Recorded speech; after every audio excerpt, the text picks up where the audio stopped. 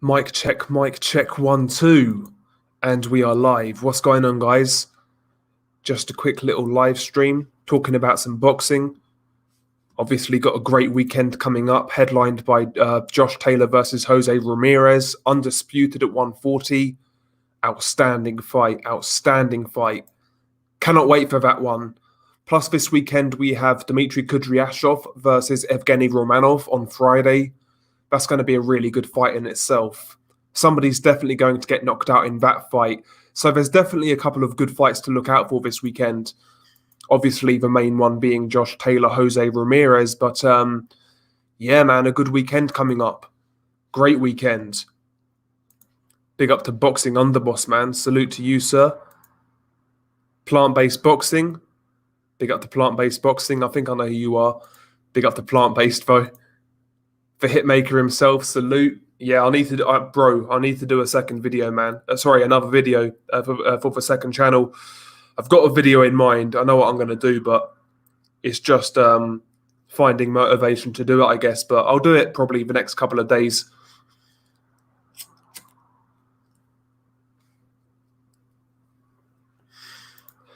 The winner of Taylor versus Ramirez will have a better road to undisputed than Crawford. I agree. No doubt about it, Boxing Underboss.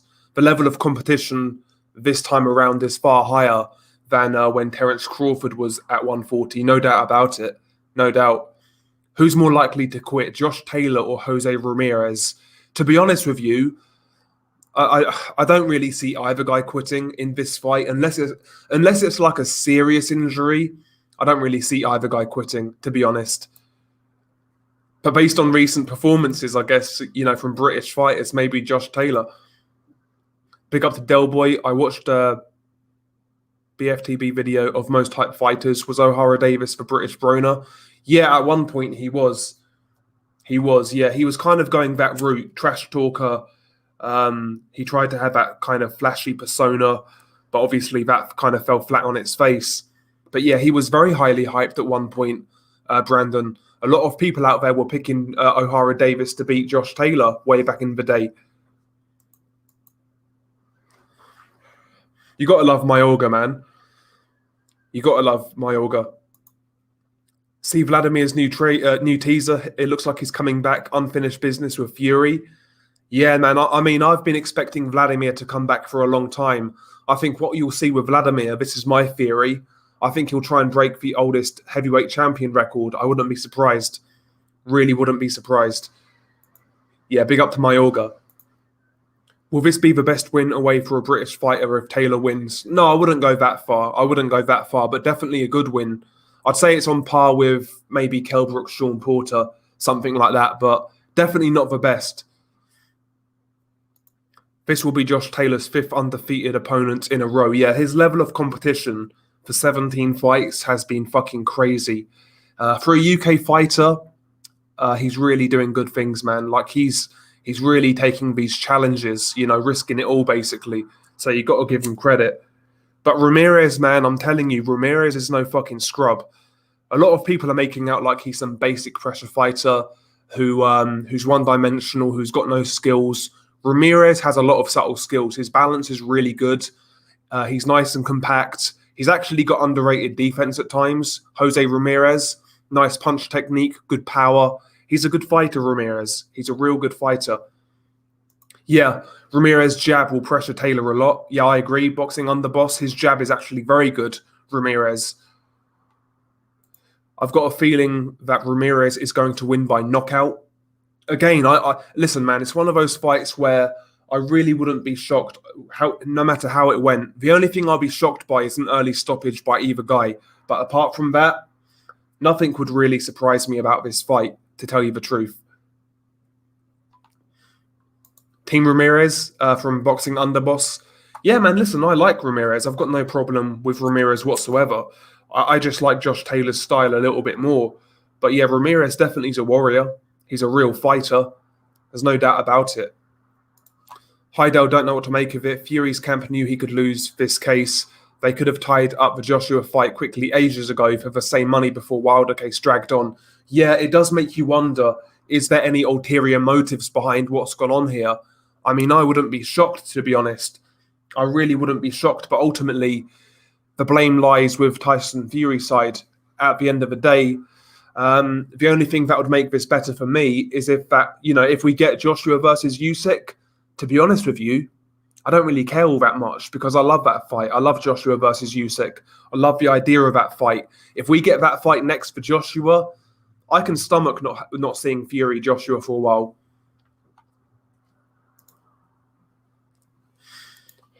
Comparing Mayorga and Maidana's best win was Vernon Forrest. Yeah, no doubt, Brandon. Yeah, Mayorga's win over Vernon Forrest was a lot better than the win over Broner. Yeah, no doubt. In all seriousness, if Josh Taylor loses, then British boxing is truly in the gutter. Yeah, it'll be a bad look, bro. It'll definitely be a bad look. By law of averages, though, we're due one of these big fights, man. We're due to win one of them. And I think Josh Taylor's going to do it in a close fight. I think it's going to be very hard, very competitive, physically draining. But I think Taylor's going to edge it out in a close-ish fight. A close competitive fight. Yeah, British boxing's on a major decline. I don't disagree. I do not disagree, Nordic. I've been saying it for a while. I was saying, at the start of a pandemic that once Joshua and Fury are gone, it's going to be a dark age, really. It really is. Because apart from Joshua and Fury, I would say that Josh Taylor's our only true world-class fighter. And you got to give Sonny Edwards credit as well for that big win recently. Ramirez is working hard. He looks more dedicated than Taylor, while Taylor's talking about Pacquiao, Teofimo, etc. Yeah, that's always a thing to consider, boxing underboss, when you've got a guy who's kind of already looking at the next fight, a big money fight. That's always a bad mindset going into this sort of fight with. So you could be right. There's no way Top Rank wanted to fight Wilder for pennies on comparison. Yeah, it's a weird situation, man. Again, to be honest, Adam Scott, for me, yeah, obviously, like anyone else, I was looking forward to a potential undisputed fight. But to tell you the truth, now what's happened, we know what's happened. I thought I'd be a lot more angry than I am. But tell you the truth, I don't really care that much for whatever reason. I don't really care that much. I don't know why that is, but I can't sit here and say I'm super mad or super upset. I don't really care all that much. Boxing underboss. British boxing's been on a downfall lately. If Josh Taylor loses, then Fury and AJ is the only good British boxing. Yeah, exactly. I know what you're saying. Yeah, get the likes up, boys. Good evening there, Del Boy. Salute to Junior. I keep on thinking today's Friday because I got tomorrow off, so I keep on thinking today's Friday. But yeah, I've got a long weekend, man, so I'm going to enjoy it. Yeah, no doubt, Nordic. No doubt. Usyk versus AJ is a great fight. I think Usyk will completely school Joshua. Joshua has a puncher's chance. Yeah, it's a great fight, man. Obviously, Joshua's got the size, the strength, the power. And let's be honest, yeah, Joshua's not a bad boxer at all. He's got nice timing, decent counter puncher. And when he hurts you, he'll take you out. He's a good fighter, Joshua. Usyk is more naturally skilled, of course. He's got that foot speed advantage, hand speed advantage, stamina advantage. He's better technically. So it's a hard fight to call for me. It's a hard fight to call. That's why I want to see the fight, because I'm not sure either way. I could see Joshua maybe having a bad start, losing a few rounds, then stopping Usyk late on, or I could see Usyk maybe upsetting the apple cart. It's one of those fights, man. It's one of those fights. Yeah, I'm not convinced either way yet. Usyk's a better boxer, better fighter, faster, better defense, more skilled in almost every way. That is true, yeah. Usyk is better than Joshua in most areas. That has to be said. But eventually, size does play a factor. And with that size, it's not like Joshua's a Wilder. Do you know what I mean? He can box a bit. He does have good attributes. So it's a hard fight for me to call. Usyk versus Joshua is a 60-40 fight. AJ the slight favourite, but Usyk has the style to beat Joshua, and Joshua has the power to stop Usyk. I think that's a good way to describe that fight. Yeah, I think that's a good way to describe it. I think a lot of us deep down had a feeling that Joshua Fury fight wouldn't happen. Yeah, to tell you the truth, I was really expecting it to happen, but Now it's appearing that that's not likely. I don't really care for whatever reason. I don't know why that is. And he agrees with Nordic. He says, I honestly think Usyk could outbox Joshua and cause an upset. I don't think the size difference is enough to overcome the difference in skill level between them. Maybe. But also you've got to take into account if Joshua makes it competitive and close, even if people think Usyk outboxes Joshua, is he going to get the decision? Yeah, AJ is just bigger and hits much harder. No more advantages other than political ones. Exactly, yeah. Yeah, I don't care either. I just don't think Fury beating Wilder again is a gimme. One hit and he's lights out. Yeah, exactly. Listen, Wilder's extremely flawed as a fighter. There's no doubt about it. But if Fury does make one mistake, who knows? Who knows? Usyk bulking up might hurt him. He might slow down. He gets hit too much for my liking. I don't think he's got enough experience at heavyweight for my liking to beat Joshua. Yeah, the whole weight thing's interesting. So in his latest video on Instagram, he was 231. And bear in mind, Usyk's been at heavyweight now for what? Over 2 years? That's a gradual, it's a gradual increase, you know. He's not dieting anymore. He's not having to watch his weight. He's not having to make weight. I think that 231 is quite natural, to be honest. So I'm not really concerned about Usyk being too heavy. I think he'll know what he's doing. Yeah, long weekend, not jealous at all. Yeah, looking forward to it, bro. Looking forward to it. But yeah, this week, the next couple of days, I need to do a video on the second channel. I need to get that recorded. I saw that as well, Cophead09. Yeah, Felix Sturm has denied he's signed to fight with Fagan Boots. If and when it's signed, how do you think it goes? If Felix Sturm has like 40% of what he had, he'll probably beat Vincent Fagan Boots. But Felix Sturm now is like 41, 40 years old, whatever he is. So it's a hard one to say. It's a hard one to tell, sorry. Yeah, I wouldn't be surprised if Usyk stops Joshua. If he does, I think it'll be late on. If Joshua tires and gasses out, I think it could be like an accumulation stoppage if Usyk does stop Joshua. But I can't see Usyk like cleaning him out with one shot. Usyk also is a better athlete. Joshua lacks the speed and stamina to compete with him over 12 rounds. Joshua can only win by KO or robbery, in my opinion. Great fight, yeah, no doubt. And again, I like that fight for Joshua because obviously I don't really care for Fury versus Wilder 3. That's a lose-lose for Tyson Fury because if he wins, doesn't really increase the resume at all. And obviously if he loses, it's an embarrassment, right? The only winner of that fight, the only winner in that situation, is Wilder. But as for Joshua Usyk, that's a legacy fight. If Joshua were to in a legitimate fashion beat Usyk, is a great win, and vice versa for Usyk.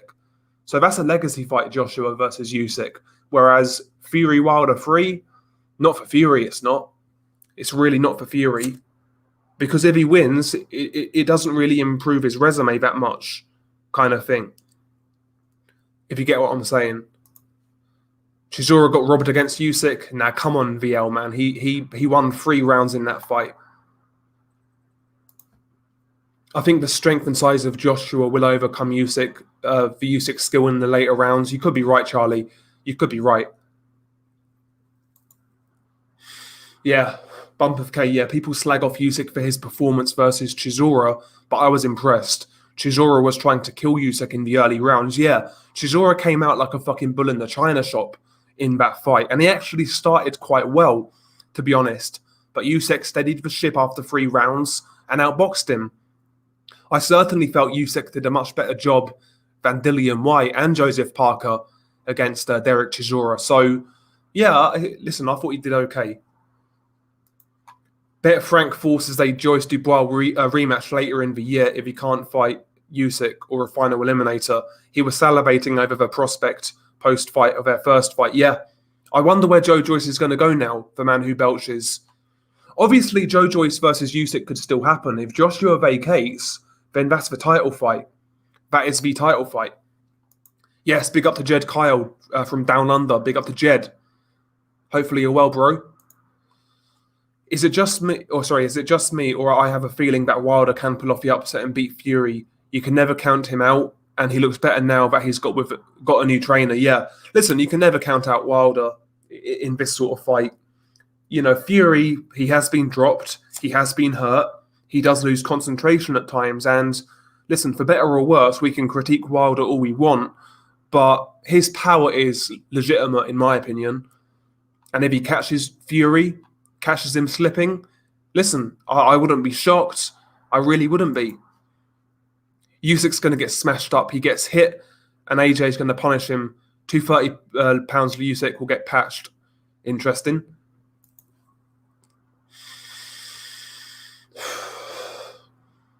But yeah, I hope Joshua wins against Usyk because I want Joshua versus Fury for Undisputed to happen. I still see Usyk outboxing him, but he could very well be robbed on the cards. Joshua gets the decision. Exactly, bro. Exactly, N. Exactly. So, yeah, like I say, Usyk could win 7 rounds to 5, but he's not getting that decision. He's not getting it. I've got Feigen boots over a 42-year-old Sturm on points, mate. Good fight. I can't see it happening soon, however. That's to cop ends, yeah. I'd like to see it, to be honest. I'd like to see it. Usyk's beaten better fighters than Joshua and has never been dropped as a pro. He can win. Yeah, listen, Usyk's chin is legit, in my opinion. Usyk's chin is real. Like he got caught by Gassiev flush. I know only a couple of times, but Gassiev can really punch. Chris Arreola actually said that Gassiev was the hardest puncher he shared a ring with, and this was after Arreola fought Vitali and Wilder, because he sparred with Gassiev, and he said that Gassiev was the heaviest-handed guy he's ever fought in any sense, and that was sparring. So Usyk can definitely take a punch. He took Chisora's power quite easily. I would honestly be surprised if Usyk stopped. Sorry, I'd be surprised if Usyk stopped Joshua. AJ has improved his footwork and distance. If it's close, Usyk will lose on points. I agree. Although I do think Usyk could stop Joshua late, like just by accumulation kind of thing, if Joshua gasses out. Usyk goes through the gears in fights. You reckon he could gas AJ out? I think that's his best chance, Ruben. I think that's his best chance. Usyk's one of those guys who's got really good subtle body work. It doesn't look like much, but he chips away. And before you know it, your tank's on empty and he's still going. He's still circling you, peppering you. He's one of those guys who can really take it out of you. And I think Usyk at heavyweight's got deceptive power. I mean, he hurt Chisora a couple of times in that fight, you know, kind of stung him a couple of times. So, I don't know, man. I still think Usyk is being slept on. I think he's being slept on. How do you highlight somebody? Do you mean in StreamYard? Just click on their comment. Usyk's going to need 3 knockdowns to win a decision against Joshua. Exactly, Charlie. Yeah, that's one thing you need to consider. Usyk's body punches will... Yeah, exactly, Bump of K. Yeah, his body punches could win the fight, yeah. Usyk's got underrated body work. I think Usyk in that fight, though, would need to like be in and out kind of thing. He needs to be in and out. He can't hold his feet with Joshua, especially in mid-range, because he could get caught and hurt. He needs to be in and out. Don't get too greedy kind of thing. Needs to be very cerebral in that fight against Joshua. Because I do think, listen, I'm not a big fan of Joshua, to tell you the truth. You guys know that. But I do think as a boxer, Joshua is actually, in some senses, underrated. I don't think he's this like just pure power puncher who's got nothing else about him. I do think Joshua's actually quite a good boxer puncher with good technique. He's got good hand speed for a guy of his size. He's a dangerous fighter, Joshua. Say what you want about him outside the ring, because I don't like Joshua, but he's definitely a dangerous heavyweight and a very good champion. In my opinion, I can only speak for myself, but yeah, I see that, Haydar, yeah, exactly. Yeah, Sam Eggington versus Carlos Molina on Channel 5. That's at middleweight as well. That's a good fight, you know. That could be a fun little fight. Sam Eggington is always good value. He's always going to come to fucking scrap. So that's a good fight. 41-year-old Vladimir is still better than anybody on Usyk's resume. We can make the argument, You can make the argument, but I just think that Usyk's resume at cruiserweight can't really be questioned. But when we're comparing resumes, that's not really for me. Both guys have fought great competition. In my opinion, Usyk took harder challenges, but it is what it is. I think Usyk could beat anybody Joshua has beat other than Vladimir. He had Skull White and Ruiz. I agree with that, Nordic. I would agree with the fact that he beats White and Ruiz. I agree. And also, it's funny you say that, Nordic. Again, it's according to Johnny Nelson, so take it with a grain of salt. But he was saying in Klitschko's training camp, Usyk basically was playing with Vladimir. That's what Johnny Nelson said. How true that is, I don't know. Big up to John Gonzalez. Salute to you, sir. Yeah, AJ's got speedy power. He does, yeah. Big up to Dead Game Boxing, by the way. Salute to Dead Game. I heard you on BDA the other night, man. Yeah, man, hopefully, listen, man. Hopefully you look forward to Joshua Wilder 3, man. Again, I don't really have a dog in the race, to tell you the truth. You guys know I don't like Tyson Fury. I'm not a big Wilder fan, so I'll be honest. I've not really got a dog in the race in that fight. I know that's going to upset people, but I've not liked Tyson Fury for a long time. I see Tyson Fury as like that fucking, I don't know, like an industry plant kind of thing, like the fake man of the people. Like he's couldn't be anything fucking further away from that. But there you go. Yeah, Joshua has those speedy combos. That uppercut is fast. Exactly. Yeah, he does have good hand speed, Joshua. He does have decent hand speed. Yeah, you don't have to be a big puncher to stop Joshua, that's for sure. 100%. Yeah, I can see that. I can see that, Nordic. Yeah, he's fast for a 250-pound bodybuilder, not for a world-class fighter. Labito Gonzalo, he's picking Joshua against everybody. Again, bro, listen, if Joshua knocked out Fury, knocked out Wilder, knocked out Usyk, I wouldn't be surprised. I wouldn't be surprised at all. It can definitely happen. The thing is with Joshua, the thing with Joshua that I find as like just a guy who don't support him, like with Joshua, people either go way over the top, like completely overrate him, or just completely shit on him. Like he's a good fighter. He's a dangerous fighter, Joshua. And yes, he's vulnerable. Yes, he can be beaten. Yes, he's got his vulnerabilities. But listen, he's a very good fighter, Joshua. Yep. Big up to Levi Khan. First I ever found of your channel was the White Brown prediction. Easiest money I've ever made betting on White by knockout. Yeah. Yo, Levi, man, at the time, people don't want to admit it, but a lot of people were picking Lucas Brown, believe it or not. So there you go. If Fury beat Wilder, it should shut up with the critics that Fury cheated. Yeah, well, we'll see, man. We'll see. We'll see. Yeah, Chisora is like the hardest style for Usyk at heavyweight, and he beat him handily. He looked better versus Chisora than most. Yeah, exactly, Ruben. Exactly. That's how I kind of see it. Yeah, don't get me wrong. Chisora made it physically hard for Usyk early on. There's no doubt about it. Fucking hell, sorry. Pardon me, man. Pardon me. But yeah, he made it physically difficult for Usyk. But in terms of scoring and quality work, I think Chisora's work wasn't that great. AJ's going to knock that boy out. It could happen. If Joshua Fury isn't happening, then does that mean Dubois getting a title shot, a world title eliminator over Joyce? I don't think so. And so Dubois fighting for the interim title, and that interim title is below Trevor Bryan. So I don't really class that as a world title. I'd prefer Usyk versus Fury for undisputed. Imagine it. Yeah.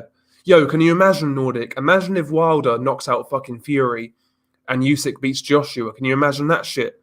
Imagine if undisputed is Usyk versus Wilder. Can you imagine?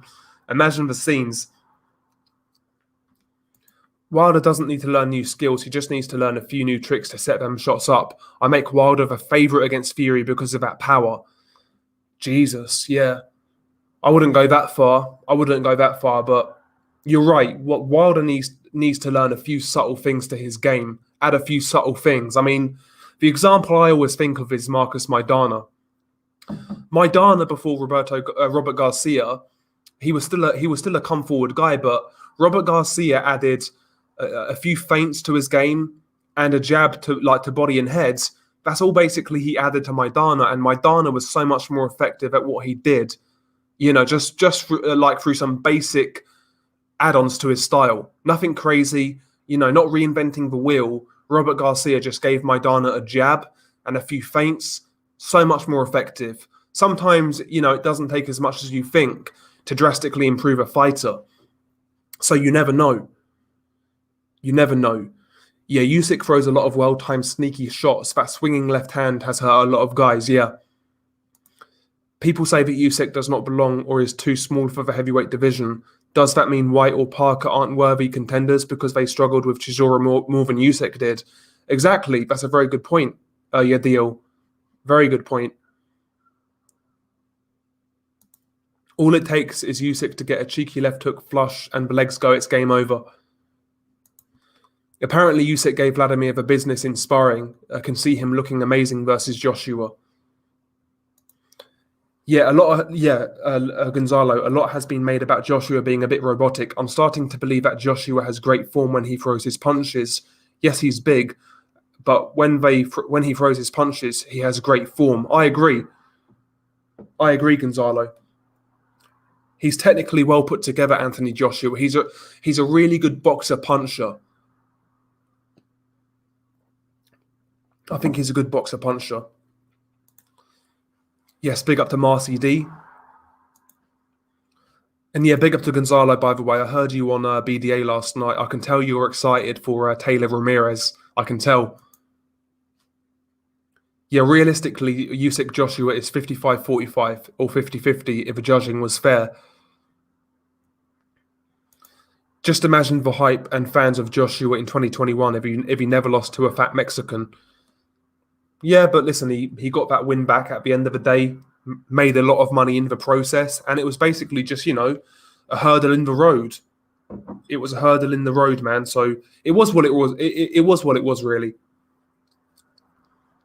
Yeah, that's how I felt about Fury for a long time, Nordic. For a long time. Del Boy has the most unbiased boxing talk on this site that I found. Everyone support. Cheers. Yeah, thank you, Levi, man. Thank you. Listen, sometimes I get it wrong. Well, I get it wrong a lot, to tell you the truth, but I'll always try and be fair. I'll always try and be fair. Sometimes I don't, always, nobody's completely unbiased, in my opinion. We all have our subconscious biases when it comes to boxing, but I do try my best to give guys a fair shake. I do try my best. Yeah, Joshua is more explosive, and Fury can go full 12 rounds at a fast pace, intriguing, no doubt. Yeah, fair play to Team Usyk for staying cool and waiting to see if Joshua Fury got signed. Would have been easy to rush into a fight versus Joyce for chump change. I agree, Copendo9. I think they've played a blinder by waiting for Undisputed to be confirmed. Now it's not. It looks like Usyk's going to get his shot. Exactly, he's a man of the people and a multi-millionaire who cons the public into getting him the best deal to line his own pockets, a true working-class hero. If Usyk beats Joshua, where do you rank him pound for pound?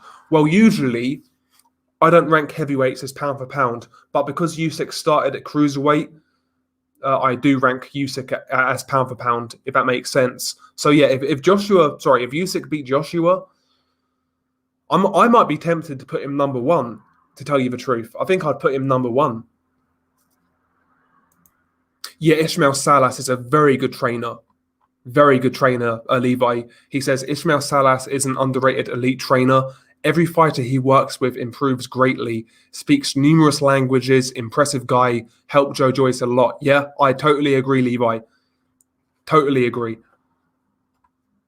Wilder's being trained by Malik Scott is like Mike Tyson coming out of retirement only to be trained by Mitch Blood Green. What will he learn from that?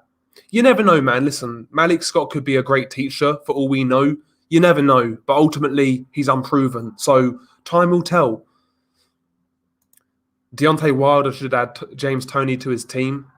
Listen, James Toney could have all of the knowledge in the world, but he's not going to be able to put that across, pull it that way. So Yeah, one of those things, man. Yeah, when Brown beat what was left of Shagayev, I said the very next day that Brown was the worst fighter to ever win a world title and was very close to being exposed. Garbage fighter. Yeah, Nordic's not a fan of Lucas Brown. Yeah, Robert Garcia is a very good trainer.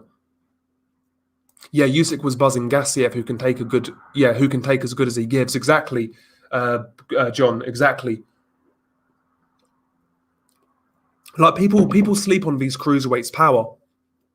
You know, Gassiev can really punch. And look at Neris Briedis. He knocked out Manuel Char cold at cruiserweight, worse than Povetkin, worse than Vitaly Klitschko. Look at what Briedis did to Manuel Char on the back foot. By the way, he timed Manuel Char coming in with an uppercut, and he brutally knocked out Char on the back foot while moving backwards with an uppercut. Briedis can really fucking punch as well. So, listen, Usyk's got a good chin. There's no doubt about it. He's got a great chin. I don't think Usyk's going to go down on the first shot that he receives against someone like Joshua. I really don't. I think it will take a few shots, to be honest, like a sequence of shots. Heavyweight division is like the Monaco Grand Prix. So many twists and turns at the minute. Yep. Big up to Saint. Joshua should fight in a more aggressive style versus Usyk. Pointless trying to outbox him. I agree, Saint. You never know, though, Nordic. It could happen. You never know. Can any British light heavyweight beat Joe Smith Jr.? I don't think so. I don't. I think Lyndon Arthur would give him problems with the jab and movement, but I think Joe Smith Jr. gets on top of him, to be honest, and knocks him out. Buatsi will give him problems naturally with his offense, but I'm not sure Buatsi is strong enough or durable enough to take that power. So I wouldn't pick any British light heavyweight to beat Joe Smith. I really wouldn't. Yeah, Andy Ruiz isn't no killer either. He's got good hands, but poor feet and terrible conditioning. Top 10 guy, but won't ever win a title back, in my opinion. I think I agree. DAZN UK should be picking up Taylor versus Ramirez. Yeah, it's a shame, man. It's such a shame that Taylor Ramirez is not on mainstream TV in the UK. It's on Fight TV. But that goes to show where boxing's at, really, in the UK. Yeah, we've got Joshua and Fury, but after that, there's no real needle movers in the UK. Again, people abroad, they always think that like boxing's massive in the UK. It's really not. It's still a niche. It's a niche sport in the UK, boxing.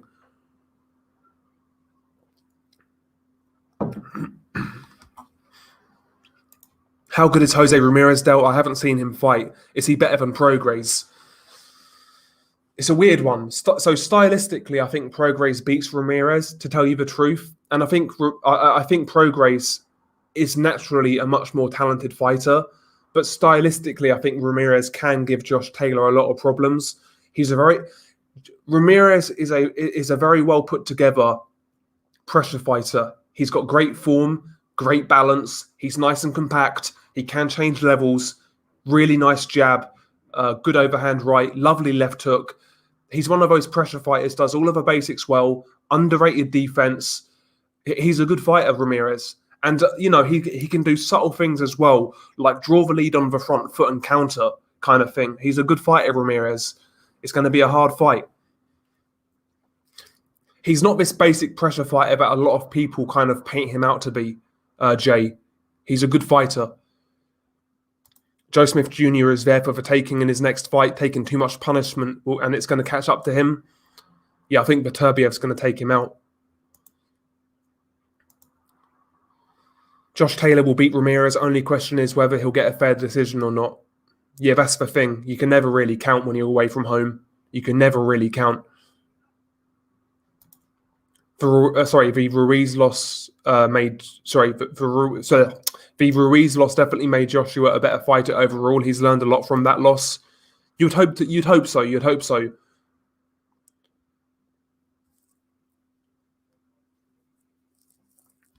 I agree, Levi. I agree. Jazz 11, he says, I think that Usyk knocks out Joshua. Usyk's going to be on the front foot, has good footwork, and Joshua's team doesn't trust him to exchange. He gets knocked out within 8 rounds, they'll big up. That's a bold prediction, Jazz. That's a bold one. Yeah, Usyk could throw a spanner in the works and outbox Joshua and Fury. Nice belch, by the way. Man had good tone. Big up to Nick. I'm not excited for Wilder Fury at all, but the press conference should be funny if Fury stays at Wilder's neck about the excuses. We'll see, man. Yeah, it'll be a fun. It's going to be a fun build-up. There's no doubt about it. It'll be hilarious. Yeah, it's been AA. It's been a PR disaster for Tyson Fury. This whole Joshua thing. It's been a PR disaster. It really has. Yes, big up to Unrivaled as well, man. Salute to Unrivaled Boxing Talk. Do you believe no one from Team Fury or Joshua suspected Wilder would win arbitration? Well, we strung along. If they announced Wilder 3 and Usyk versus Joshua at the start, it would be bigger than fans finding out now. Yeah, I wonder, Ruben Guerrero. I do wonder that, to be honest, whether anybody involved really knew or really, whether they actually felt that Wilder was going to win or lose arbitration. I'm not really sure personally, but I think, honestly, I think it's just down to incompetence on Team Fury's behalf. But who knows? Maybe this could have been a master plan. Who knows? Wilder is 35. I think it's too late to add massive changes to his game now. Definitely, it's too late to add massive changes, but he can always improve on little things. He can definitely improve on little things. When White knocked out Brown, I genuinely thought he killed him. Yeah, that was brutal, JH. Brutal. And yeah, by the way, lads, if you could smash the like, it'll be much appreciated. The Bridgerweight division is a bad idea for boxing and should be abolished. Yeah, I mean, I'm not a big fan of it, Adair. I'm not a big fan of it, but at the end of the day, if we get good fights in that division, I'll still watch them, to be honest. Like this weekend, we have Evgeny Romanov versus Dmitry Kudryashov. It's at Bridgerweight, but I'm still watching it kind of thing. So it's one of those things, man. Does boxing need it? Not really. But will I still watch certain fights? 100%. It's one of those things. Yeah, Usyk could very well end up winning undisputed. His style could be nightmares for Joshua and Fury. They both have had trouble with smaller fighters. Yeah, exactly, Yen. What did Tyson Fury say about his hardest fight? That was Steve Cunningham. That's what he said. And he was struggling with the foot speed and hand speed of Steve Cunningham. So he had to get dirty to win that fight.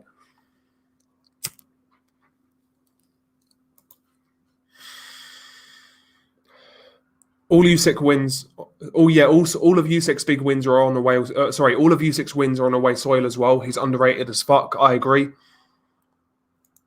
Can you imagine, Bump of K, if that was a British fighter or an American fighter who did that, who won all of his belts on the road, back to back? Imagine if a British fighter did that or a US fighter did that. You would not hear the end of it. Joshua should box defensively against Usyk because if he survives 12, he wins by decision no matter what. Too much money in Joshua and undisputed down the road. Could be right. Could be right. Casuals aren't interested in Ramirez. Taylor proves that the belts have confused everybody. Yeah, or it's just the fact that neither guy's a massive name. Ramirez is a big name in his home state, no doubt. And Josh Taylor's a pretty big name in Scotland, but nationwide across both countries, both Taylor and Ramirez aren't really big name fighters, to tell you the truth. Big up to Gareth Bacon. Josh Taylor's a better fighter than Ricky Hatton. Josh Taylor is a better fighter than Ricky Hatton was for my money, but it's all about marketing and following. Exactly, Adam. Exactly. They should make a heavyweight Grand Prix for boxing. Makes sense. I'd love to see it, man. Listen, man, just like a World Boxing Super Series at heavyweight. That'd be amazing. Amazing. Yeah, I really like the Joshua Usyk fight. It's definitely a worthy backup to not getting the Fury fight. I agree, JH. I agree. Yeah, exactly, Stephen. Boxing is niche. But the scary part is it keeps declining even still. And it's things like this with what's gone on with Undisputed. That's the reason boxing's in the state it's in. When we can't even get this fucking fight together, the biggest fight in boxing, and there's some sort of snag, there's some sort of delay. And who knows, man, the way boxing works, for all we know, fucking Tyson Fury could get knocked out, Joshua could get beat, and it's up in smoke. So we'll see, man. But yeah, you're right, Stephen. You're absolutely right.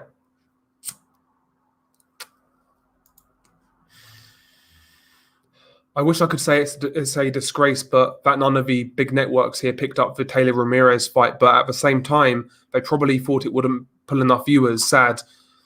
Yep. I mean, look at Josh Taylor versus Regis Prograis. You know, in the arena after Chisora Price happened, half of the arena left because they didn't really know who Josh Taylor was and who Prograis was. They left and they missed a great fight. It's crazy. Yeah, Taylor has to KO Ramirez. He'll never get a decision in America. Maybe this time an aggressive Brit will KO an excessively cautious Mexican. I don't know, man. I don't think anybody's getting knocked out personally. Smooth Critical. What's your favorite division in boxing right now? I would say 140. Yadiel. Or Yadiel. Sorry, I'm not sure if I'm butchering your name, but I would say 140. Super flyweight as well. I like super flyweight. 122 is shaping up quite nicely. There's a few divisions I really like. I've always got time for cruiserweight. Does a sport really count as a niche with 30 million fans vote? I think it's a bit exaggerated. In America, I'd say it's on a similar level to ice hockey. I'm not sure, man.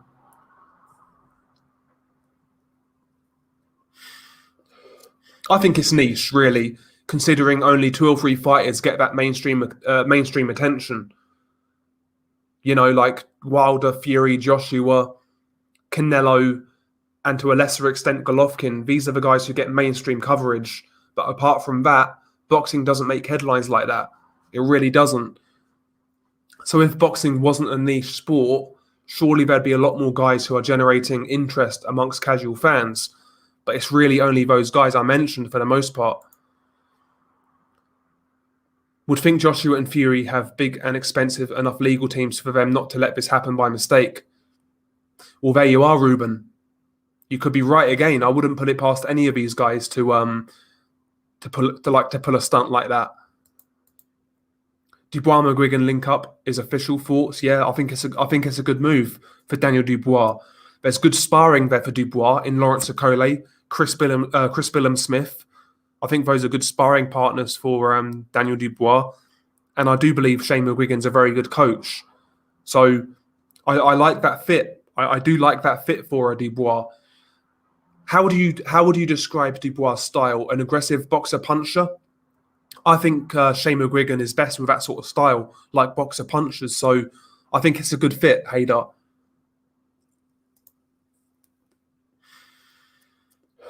Yeah, exactly. Smooth Critical. Yeah, especially in the UK. If your name isn't Joshua, White, Chisora, Eubank or Khan, the media isn't enthusiastic about covering the fight. Exactly, Smooth Critical. Exactly.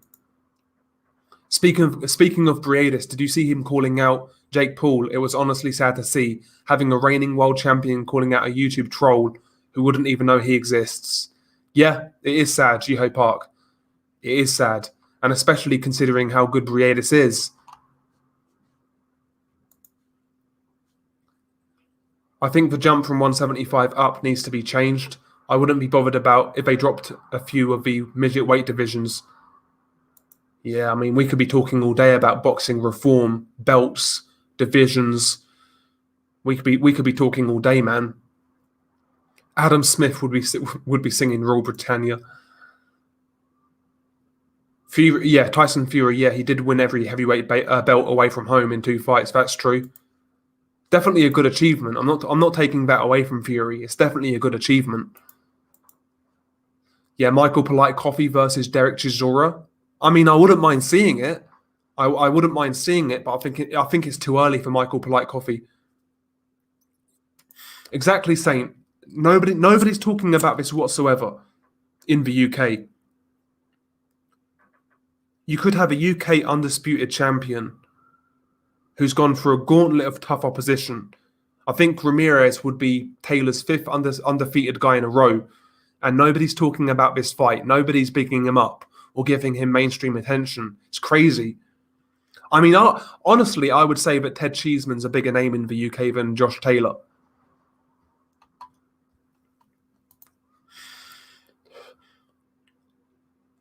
Yeah, this will probably all work out in Fury's favor. Not excusing what he did, but he gets to stay busy. He gets to stay busy fight, and ultimately comes in his best form against Joshua in the winter. Yeah, you could be right, Jim Jones, but he's still got to get that win. He's still got to get that win. I'm not going to count my eggs before they hatch, or chickens before. What's the saying? I wouldn't count my chickens before they hatch. That's the saying. Yeah, Taylor and Ramirez should have got Del Boy headlining a card. Chisora, yeah, exactly. The reason Channel 5 don't have Taylor Ramirez is because they have the Hennessy show on the same day. Yeah, I know that's true. That is true, but at the same time, Taylor Ramirez happens a lot later. Yeah, that's what I'm thinking, Stephen. Like, ice hockey must be way bigger in the States than boxing. Must be way bigger. Like, there's ice hockey players I've never heard of getting paid tens of millions a year. So that really says it all. In the States, ice hockey is way bigger, man, surely.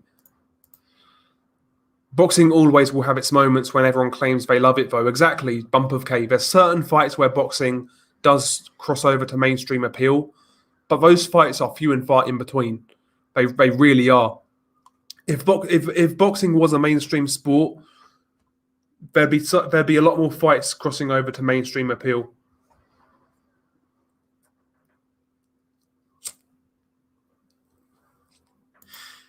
Yeah, 147 Adam Scott is like lightweight. There's a lot of great fights to be made, a lot of potential, but none of these fights are happening.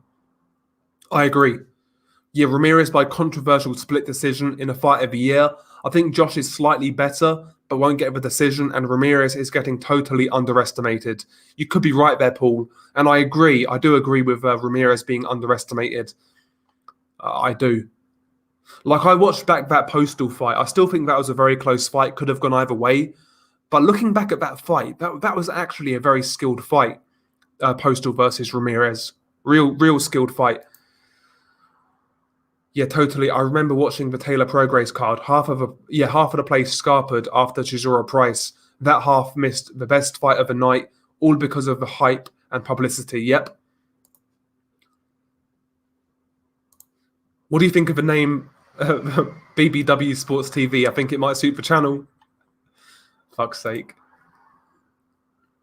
Yeah, MTK should have had that sorted as well as top rank. They should have pushed UK networks. Maybe Fight TV is paying decent money. You could be right, AA. I mean, Fight TV now have been taken over by Triller, so maybe Fight TV actually threw a lot of money at it. Who knows? But yeah, still though, man, still. Nobody nobody really knows apart from us what Fight TV is.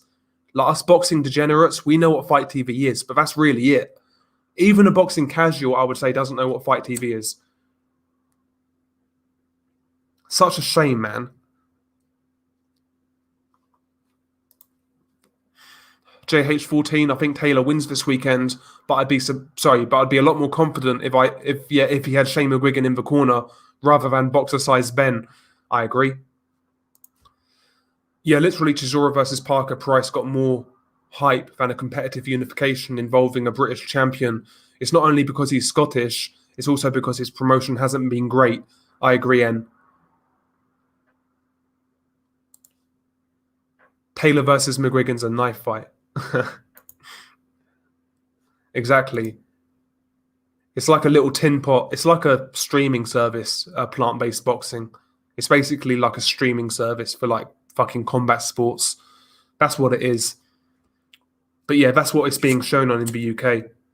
I'm actually going to buy the fight though. It's like £12 or £9, whatever it is. So it's cheap as fuck at the end of the day. And it's a fight worth supporting.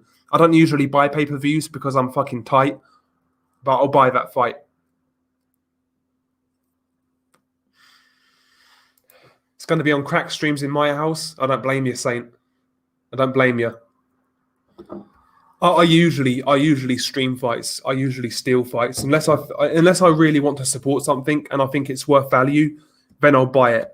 But if I don't think something's worth pay-per-view, I won't fucking buy it. Simple as that. Del, why do people in the chat always banter you about liking fat girls? How did that start? To be honest with you, J9898, to be honest, I've actually forgotten where it started from. I think it was BG London and JDav. Those guys kind of started the whole fat girl thing. And basically it stuck and it became a meme almost on the channel. So, yeah, the whole meme is I like fat girls. It couldn't be further from the truth. I think it's a fucking smear campaign, man. It's a smear campaign. Can't risk crack streams for this fight. There's also a UK app called Fight Zone UK. First card tomorrow, one card every Friday for £5 a month. Hopefully that helps keep small hall shows alive. Yeah. See, I never even heard of Fight Zone UK. AA. Hang on, is that the platform where Dennis Hobson's putting his shows? I bet Usyk's going to sign a rematch clause, even though he's mandatory. Yeah, we'll see. Maybe. Listen, if they say to Usyk, listen, we'll pay you $5 million for a Joshua fight. However, if you take $7 million, you'll get a rematch clause. I'm sure that could work out like that, where they pay Usyk a bit more to take a rematch clause. Yeah, the price is good, Haydar. The price is definitely good for Taylor Ramirez. Yeah, nothing against Chisora and Price, but I bought that card and never watched that fight. I brought it for Taylor Prograis. What a fight. The idiots that left the arena missed out. Yep. That was my favourite fight of that year, Paul, of 2019, Taylor Prograis. In fact, after this stream, I think I'll watch that fight again because that was such a good fight, man. Such a good fight. Like, also, not only was it back and forth in terms of the action and hard punches were landed, both guys had some rough moments, but I liked how both guys were adjusting throughout the fight, kind of thing. You know, both guys were trying different things. When one guy was doing one thing and it was working, the other guy would change it up and do something else. Then the other guy would change it up. It was a really, really good fight, man. Really good fight. Paid for Fury versus Wilder 2. Can't remember the one before that. No, you're right, Ruben. I actually paid for that fight as well. I did pay for Wilder Fury 2. I forgot that for some reason, but I paid for that fight. Yep. There are great odds on Ramirez, especially considering Elite Britain's appalling record against Mexico. Yeah. Listen, Ramirez, that's where the value lies. So if you're a betting man, Ramirez definitely holds good value. And, politically, if it is a close fight, I tend to think that Ramirez gets the nod. I think Ramirez is a couple of years younger than Taylor. Not only that, he sells a lot of tickets in Fresno, California. So he's a big ticket seller. He's younger. He's been with Top Rank, I believe, since day one. So if you're Bob Arum and it's a close fight, who would you rather win? I would say Ramirez. So I think Ramirez definitely has good value in this fight. Is there any other decent fights on the Taylor Ramirez undercard? I don't recall seeing anything about the undercard. It's criminal how far under the radar that fight actually is. Yeah, the undercard, Jose Zepeda is on the undercard, but he's basically fighting a tune-up in Hank Lundy. Apart from that, I'm not really sure, to be honest. Every smear campaign has a bit of trutho, let's be honest here. Fuck's sake.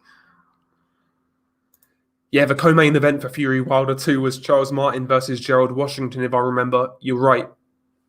100%. Okay, Boxing Underboss, he's going to be streaming the fight on his channel, so check him out. Big up to Boxing Underboss for your support. Yeah, so yeah, Fight Zone UK is is what's his face, yeah. I'm seeing Dubois versus Dinu in Telford. Nice one, man. Nice one.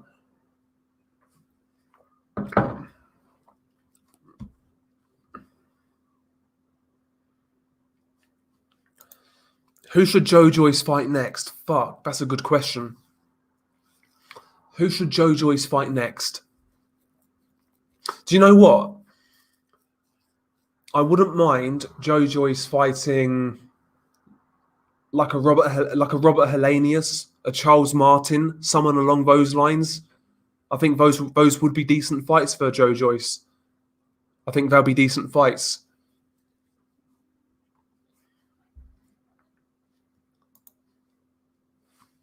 J98 was at the O2 Arena for Taylor Prograis. Great fight. Yeah, man, you were lucky, man. Lucky, lucky, lucky.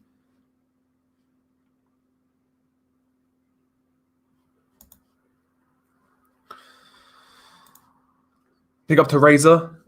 He says, "Who do you think? Who you think wins and how?" Taylor Ramirez. I think Taylor wins in a very close fight, very competitive fight. Ultimately, I do think Ramirez is being underestimated going into this fight, but I still think Taylor is more versatile. I've seen Taylor pull off more variety in his game, fighting different styles, kind of thing.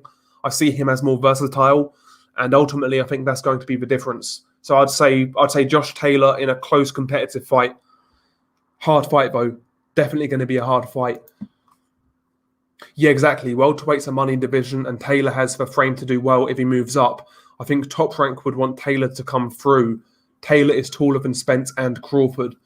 Yeah, that is true. But one thing about Taylor, yeah, he's tall, but his reach, man, he's got like 69.5-inch reach, which isn't great. So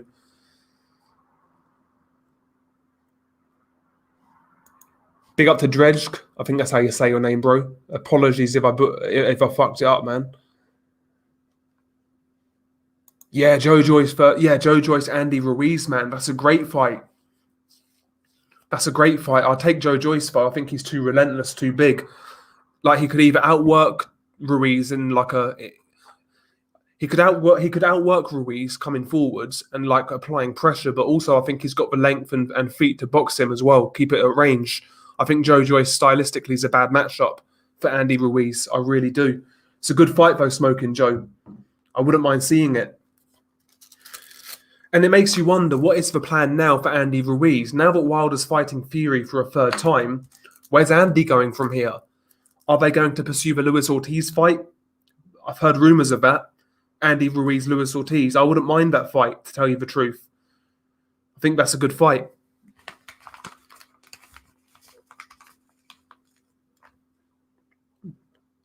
I'll tell you what I'd love to see on the Fury versus Wilder 3 undercard. I'd love to see Ruiz Ortiz, just as a treat for boxing fans, but it's not going to happen, obviously. But that'd be amazing. What do you think Hunter's next move is for a title?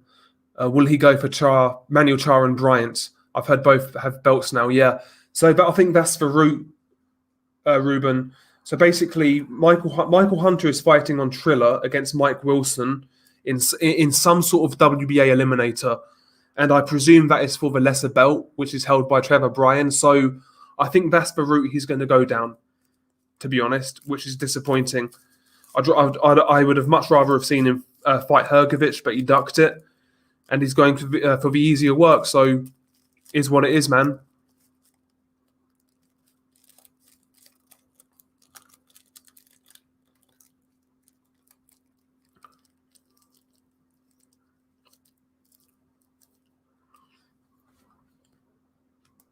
Yeah, Joe Joyce versus Dillian Whyte, another great fight. How do you see Taylor versus Crawford or other top welterweights? Well, right now, I pick Crawford, right? I pick Crawford. But when Taylor moves up, I would want to see him fight like a fringe level welterweight to see how he looks before jumping in with Crawford.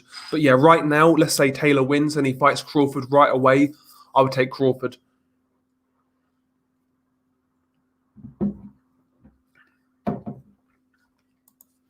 Yeah, Joyce Kalnacki is a good fight. Yeah, Joyce Ruiz could be a banger, both for units with great chins. I think it'll be a great fight and be a great fight. Yeah, I think Crawford beats Taylor. I prefer Taylor as a fighter, but to be honest, I think Crawford's more skilled. Yeah, I'll take Crawford right now. I take Crawford. Ortiz Joyce, another good shout. Joyce Hunter, great fight. Yeah, I mean Otto Wallin versus Joe Joyce. I wouldn't moan about that fight. It's a good fight. I'm officially going for Jose Ramirez.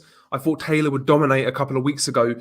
Listen, bro, I can see why anybody's picking Ramirez in this fight. I can see a way he wins. He's got a good shot. Again, I do think he's being underrated going into this fight. I know that's famous last words, but I think he's being underrated going into this fight.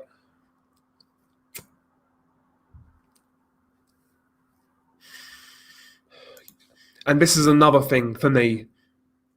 I don't have much confidence in Ben Davison as a trainer. I think he's too inexperienced to be a head trainer at that level right now. I want to be proved wrong because I really want Taylor to win, though. I agree. I think Ben Davison right now is looking rather suspect. I don't like his... He's one of those guys, to me, Ben Davison likes the camera a bit too much, to tell you the truth. I mean, fight week of Josh Taylor versus Ramirez, he's in the back and forth with fucking Mark Tibbs. When you're leading the corner for an undisputed title fight, I don't think that's a good look. If I was Josh Taylor, I'd be taking a close look at Ben Davison right now. I really would be. Even if Josh Taylor wins, I'd love to see Josh Taylor move on and go somewhere else. I don't trust Ben Davison at all. I think he's getting a little bit too big for his boots, to tell you the truth.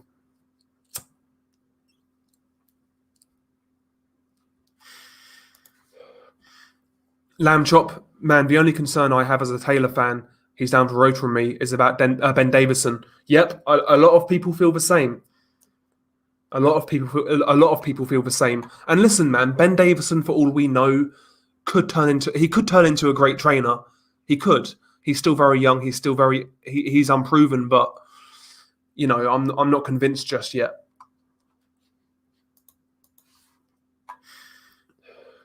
Yeah, I think Ramirez is going to be a lot tougher than Taylor, as is the case when Mexicans fight Brits. Yeah, Ramirez definitely Ramirez is very tough. Very tough. Great chin, great work rate, stamina for days. He's a tough guy, man. Yeah, did you watch the Tibbs interview? He sounded like it was Dubois' dad was the reason he left Dubois without them even having a fight. You think Daniel's dad is a potential problem for Dubois moving forwards? Yeah, potentially. Ruben, potentially. I know he's got a lot of say in his son's career. Basically he kind of put him into boxing at a very young age. And to me, Dubois has that kind of like Michael Jackson syndrome where he never really grew up. He was like focusing on boxing, working hard at boxing. And Dubois like that guy who never really grew up because he never really had those social interactions as a kid because he was so busy working on boxing, doing this, that, and the other, that he never really grew up. I think, I do question Dubois' dad, to be honest. He is. Yes, Sadiq. He is explosive. He is explosive. He is indeed. Amazing New Zealand. Morning Dell, I think Ramirez takes it, although I've been agonising over how it pans out. It's one of those fights, Amazing New Zealand. Like Sadiq said earlier, like when this fight was first announced, I was very confident that Taylor wins. I'm still picking Taylor, but I'm not as confident. As it gets closer, there's something in the back of my mind, man, that's kind of putting doubt in my head.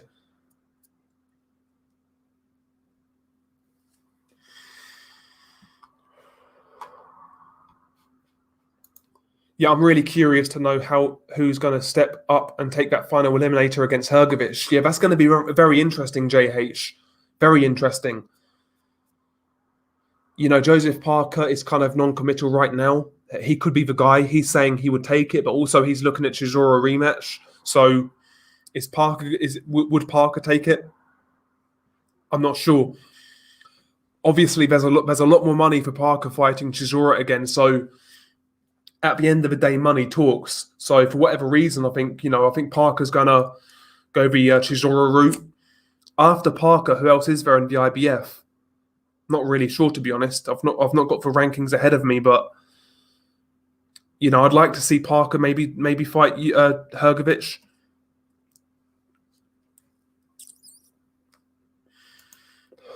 Do you think Kalle Sauerland is going to replace Eddie at Sky? Yeah, this is interesting. I think what you'll see, Charlie, with Sky now, I don't think they're going to sign like an exclusive contract with any promoter. I think what they'll do, they'll work with numerous promoters like Al Siesta, like Kalle Sauerland, maybe Dennis Hobson, Nick Hennessy. They'll work with numerous promoters show by show. That's what I think is going to happen. They'll have like a set amount of dates for TV spots. And yeah, they'll pick and choose kind of thing. That's what I think is going to happen. Yo, Joyce versus Hrgovic, great fight. Rematch of the amateurs, Smoking Joe. Great fight. Yeah, I think Progress is more explosive, but nevertheless, Ramirez is still pretty explosive. He can really kind of explode out of that crouch kind of thing with that left hook. And also that overhand right as well. Could also be the Billy Joe Saunders situation, which made things uncomfortable for Dubois to stay with Tibbs. Maybe, yeah. Big up to G-Man Boxing. Look at G-Man coming through. And again, like the guys who they've got this fat girl meme. Can't fucking speak. They've got this fat girl meme going on, roasting me like every other stream. Now G-Man's in here calling me Lee Selby. But he says, salute to Dell. Any word on Sky's last Matchroom card? Meant to be Ritson, but no words yet. Yeah, that's what I last heard, G-Man. That basically it was going to be headlined by Louis Ritson against the Argentinian dude, Ponce, whatever his name is. That's what I heard as well, but I've heard nothing since.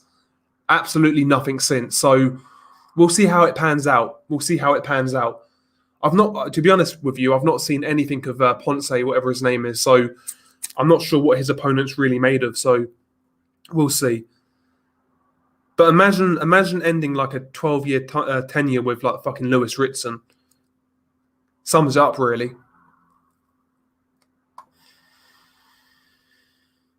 Can any 122-pounder beat Inoue?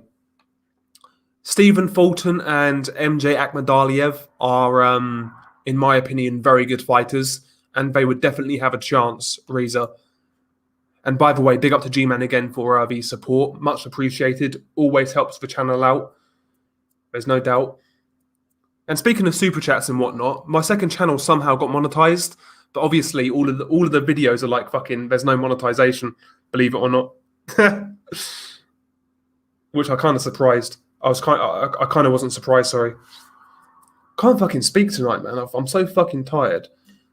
And I am a few beers deep as well. I've got a long weekend, so thought I'd enjoy myself.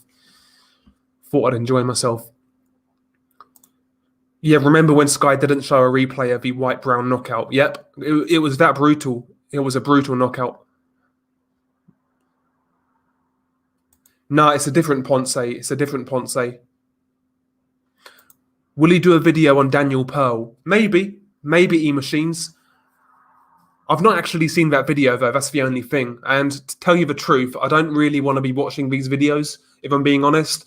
So the videos I've done so far, these were videos I watched way back when in my not my childhood, but like teenage years kind of thing. So I had experience with those cases anyway. But yeah, maybe. The next video is going to be another cartel video. So... And that's one I watched recently, just to see if I could still watch these sort of videos. And I'll be honest, man. I'll be completely honest. That video fucking got to me. The one that I'm going to cover next. But it's a really interesting situation around that video. So it's about a cartel called CJNG, Jalisco Cartel. Really interesting cartel, like how they kind of like burst through the scenes in the last 10 years. Really interesting, man. But yeah, big up to Lamb Chop as well, by the way. Salute to Lamb Chop. Big up to Lamb Chop. Thanks for the support, bro. Much appreciated. Much appreciated, man. It's always good, man. It always helps the channel out, man. So Big up to Lamb Chop. Big up to G-Man Boxing as well. Big up to both of you guys. Yeah, Parker's going to take the higher money fight. That's Team Parker's MO. I agree, amazing New Zealand. And that's Chisora at the end of the day. Mind you, having said that, Parker is backed by decent money. So let's say the IBF order Parker versus Hrgovic. Who knows? Maybe a bigger purse bid will actually come in. Who knows, though? I'm listening to this stream while taking a nasty dump. Nice to know. Nice to know. I'm looking forward to the Ubali-Daenerys fight. Yeah, that's a great fight, your deal. And the card, like you said, in general, is really good. So obviously, you've got a great main event in Nordine Ubali versus Anita Daenerys. Great fight. Hard to call. And on the undercard, you have Matthias versus Junkambayev at 140. That's an eliminator. That's a great fucking fight. That's pure violence. And even deeper on the undercard, you've got Gary Russell Jr.'s brother, Gary Antoine Russell. He's fighting Santiago, the guy who fought Broner last, who basically won that fight and got robbed. So it's a good card. It's a good card. Maybe I'm just being a Taylor fanboy, but did you see Jack Catterall saying he's going to smash Taylor in Edinburgh? Silly boy. Yeah, listen, Jack Catterall, I actually think he's a decent fighter. Probably a bit better than domestic level. He's a good European level fighter, but he's got nothing for Josh Taylor. Nothing at all. The winner of the Matthias Junkambayev fight would probably fight the winner of Ritson Ponce. Yeah, that's how it's supposed to work. It's like a mini tournament. It's like a mini tournament for an eliminator, basically, yeah, within the IBF. Imagine Conlon versus Inoue. I'd watch it, G-Man. I'm not a big fan of Michael Conlon, so I'd definitely watch it. But yeah, big up to Lamb Chop again, by the way. Getting those beer goggles ready for tonight's large lady, laughing my ass off. Hrgovic versus Makhmudov. That would be crazy, man. That would be crazy. Hello, Del. If Wilder wins, do you think he'll fight Joshua now? You know what, Michael Van Gerwen, the way the heavyweight division's going right now, I wouldn't really count on anything, to tell you the truth. I wouldn't put any money on it. I really wouldn't. Ulusanov versus Ennis or Ulusanov versus Virgil Ortiz. I think Ulusanov loses both fights, Razor. I think Ulusanov loses both fights. And by the way, there's a lot there. I saw a rumor on Twitter, speaking to those guys. There's a rumor going around that Virgil Ortiz Jr. is fighting Aegis Kavalauskas next. That's what I've seen on Twitter. Apparently, it's 95% done. So it looks like Virgil Ortiz could be fighting Kavalauskas next, which I think is quite a decent fight. I think that's a decent fight. Seen a picture of Wilder and Gassiev after sparring in 2016. Can only imagine what Wilder thought when Gassiev landed on him. Yeah. Yeah, they sparred a long time ago. Remember when Sky turned off the cameras for a few rounds during Ricky Burns versus Latichinin when Burns was royally getting bashed up? Then they came back on when Ricky was rallying. Yeah. Lost about 7 rounds, yep. Yes, big up to Official Scorecard Boxing Science. Really good channel, by the way. Personal question, Del. You don't have to answer, but whereabouts are you in the UK? So, I am near in the Bedford area-ish.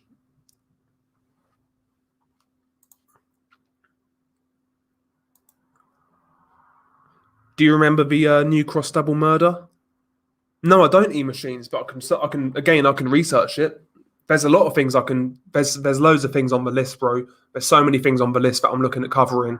So, listen, man, any ideas, man, feel free to fire them away, man. I'll look at anything, really. But yeah, right now, I'm kind of covering just like true cases with true disturbing media that goes with it. So obviously, 3 Guys, 1 Hammer, the chainsaw video, fucking... Chech Clear, those are the ones I've done so far. And they basically came with like, real life media kind of thing involving the case. So that's what I'm doing so far, like currently. But yeah, we'll branch out into other things as well. No, I've not seen it, Unrivaled. I saw Intangible's post-fight review, but I've not seen the fight. From what Intangible was saying, it was basically the typical Pavel Silyagin performance kind of thing.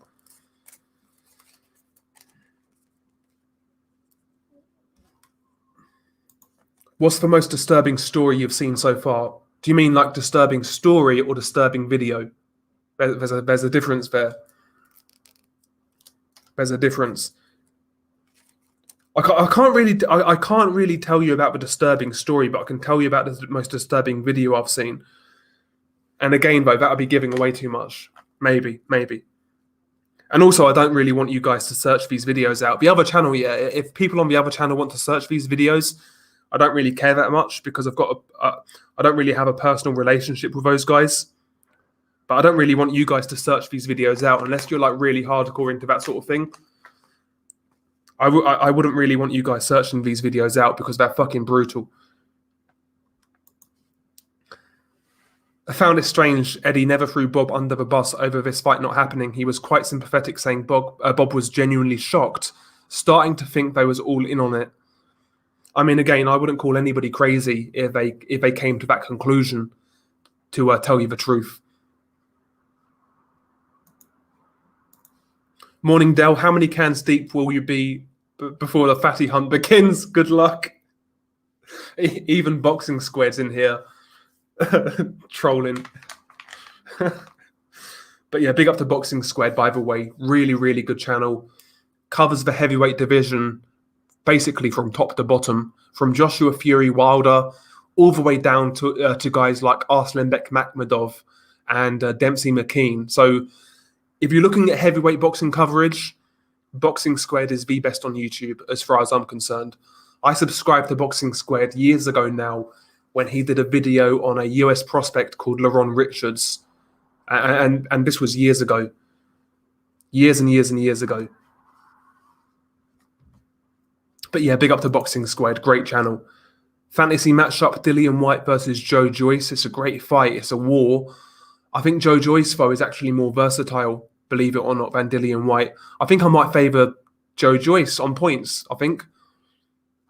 New Cross double murder. 2 French students in London tortured in their home by some depraved maniacs. That's an interesting topic. I might have to research that. Have you had a vaccine? No, I've not had a vaccine. I like hearing about the stories on the second channel, but I definitely wouldn't watch the videos, so I appreciate you taking one for the team. Yeah, see, me personally, yeah, I've always been like, when it comes to that sort of thing, I've never really been affected by like graphic material for whatever reason. Obviously, if I saw it in real life, it would be completely different, but on like online and that, I've never really been all that disturbed. Not much really gets to me. The only thing that gets to me in those sort of videos is more so the sound, more than anything. But apart from that, I'm pretty unaffected by that sort of thing. Maybe that says more about me than it should do, but I don't know. I like Subriel Matias. Yadiel. I love his style of fighting. Relentless pressure. He's big for 140. Power in both hands. You know, body work, punch output. Very aggressive. I do like Subriel Matias. I think he's a good fighter. Dangerous guy. There's no doubt about it. Dangerous guy. Thoughts on F.A. Ajagba calling out Yoka, Dubois, and Joyce? Listen, I would like to see all of those fights. I think Joe Joyce has too much, but I do believe Ajagba has a good shot against Dubois and Tony Yoka. I do. I think he's got a good shot against those guys. Davis versus Barrios, good fight. I favour Barrios. Sorry, I favour Tank Davis. Sorry, but it's a hard fight. I don't think it's the easy fight people make out. And as for Charlo Castano, I've got Charlo on points in a hard fight. Del, my rough pornographic videos just ain't doing it anymore. Could you point me in the right direction for some scantily clad gore? Thanks. Fuck's sake. Yeah, I've seen that movie, Michael Van Gerwen, Terrifier. Yeah, Art of a Clown. I've seen it.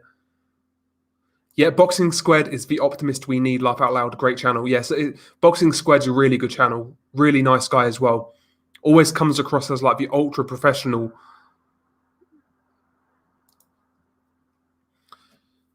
That's what I think, Jazz. I think at the end of the day, I do believe it was incompetence by Arum. But I can say, sorry, I can see why people think the alternative. I think you should cover demonic possession. It's an interesting topic. Interesting topic. See, I've never really been big into like the supernatural side of things, but I've researched certain cases and I've read into it to a certain extent.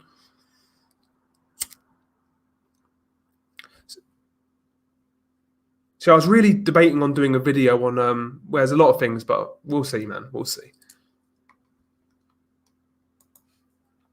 Yeah, Boxing Squared is easily the best channel. Yeah, he's definitely up there. Just not just for heavyweight, but in general. Chat's really at your neck about big girls, Del. Just admit you love them. I think what this is, yeah, all of it, all that this is like projection from your end. Like you guys in the chat are trying to point that you're trying to put your disgusting ways upon me. I think that's what this is here. I think that's what this is. You're trying to convert me, basically.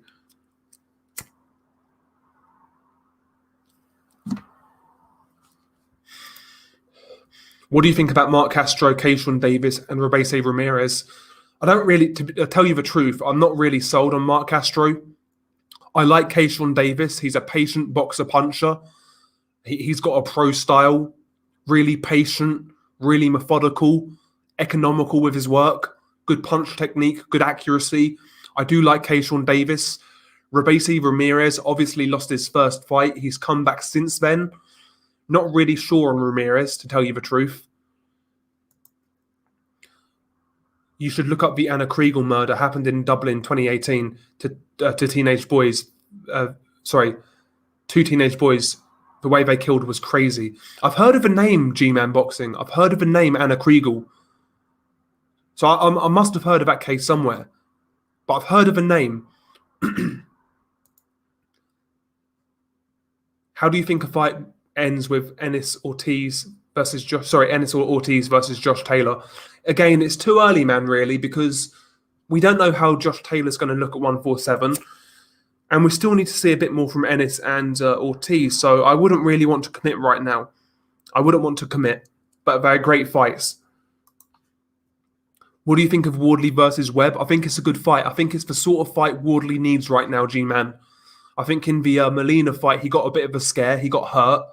And I think that was a sign, really, that they need to, hold back on the matchmaking, go back to domestic level. I think Webb is ideal for Fabio Wardley right now. Ideal.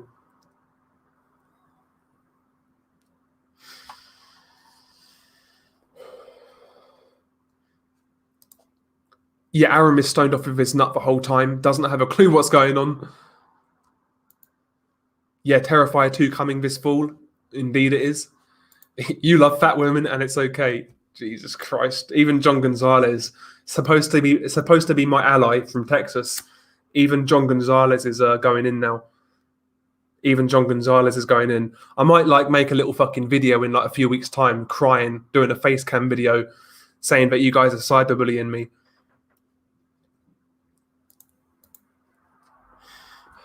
Which fighter do you like the most? Other people seem to hate. I like Andrade. I know his style can be terrible on the eye, and his career has been disappointing, but I think he's got so much talent. That's a really good question, Paul. That's a really good question. Do you know what? For me, it's probably... I've always liked Danny Garcia.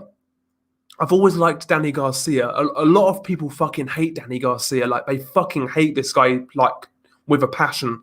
But I've always liked Danny Garcia. I like watching him fight. I like his style. I think he's a good fighter. I've always liked Danny Garcia. So I'll say Danny Garcia. It's a good question, though.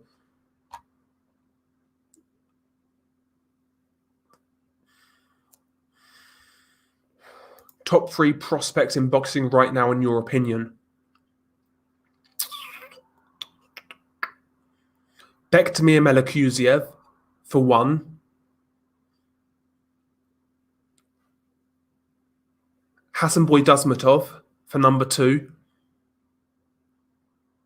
Third one, though, who's the third best prospect, in my opinion? I'm not sure about a third prospect, tell you the truth. I have seen that video, E-Machines, but I think it's fake. I think that's fake, to be honest. Yeah, Del, Keyshawn Davis looks very promising. Yeah, you can tell, official, that he's got that pro style. You can tell. You could see. I think he's suited very well to the pro game. I like his style. We're not putting our disgusting ways on you. We're obviously trolling. Imagine a fat bird on you, Del, dripping bacon grease on you as you hopelessly get crushed.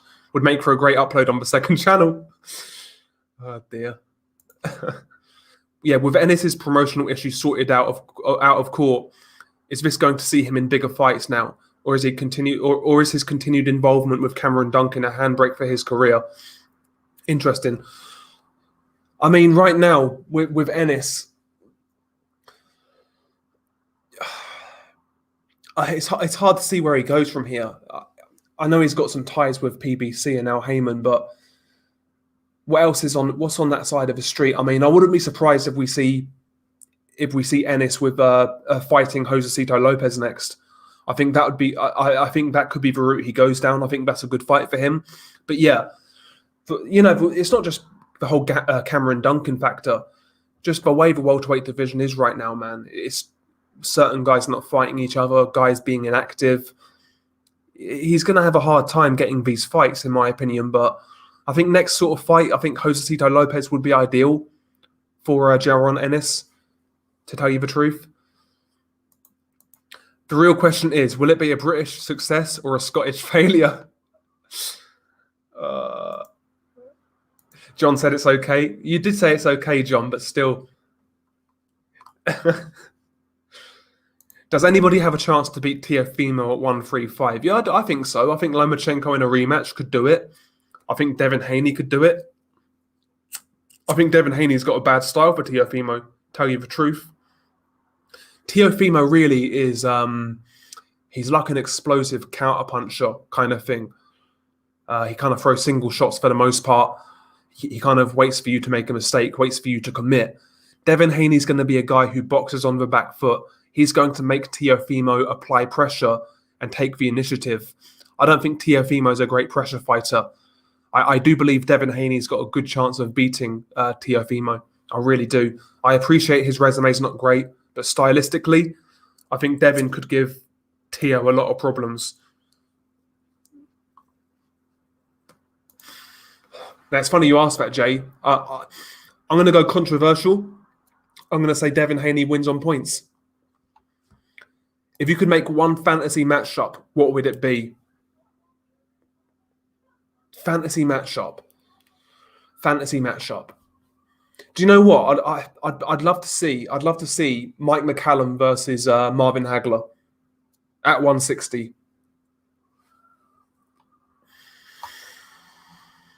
Mike McCallum, Marvin Hagler. Curious to see who Joe Joyce is going to fight now. Yeah, we was talking about this earlier, Michael Van Gerwen. Like, obviously, people were talking about Andy Ruiz, Dillian White. Those would be great fights, but they're not really realistic. Realistically, for Joe Joyce, maybe Charles Martin. Like, Charles Martin's not going to get a Wilder fight now. He's not booked up. Maybe Charles Martin for Joe Joyce. Horrible fighter. Get the fuck out of here. I totally agree about Melikuziev. He's a beast and can box at the highest level. Yeah, I like Melikuziev. Usyk has looked average versus Witherspoon and Chisora. How's he going to beat Joshua? Is he aggressive enough to make it count at heavyweight? I think he'll be okay, J-Dav. Again, I'm not saying he beats Joshua. I'm still unsure personally. But I don't think Joshua's going to go in there and just nail him and take him out easy. I think it'll be a hard fight. I think he can compete with anybody, in my opinion. Yes, big up to the Quags. Salute to the Quags. Teofimo is garbage in my opinion. I'm not a big fan of Teofimo, but he is a good fighter. He's a good fighter, but he's beatable. He's beatable.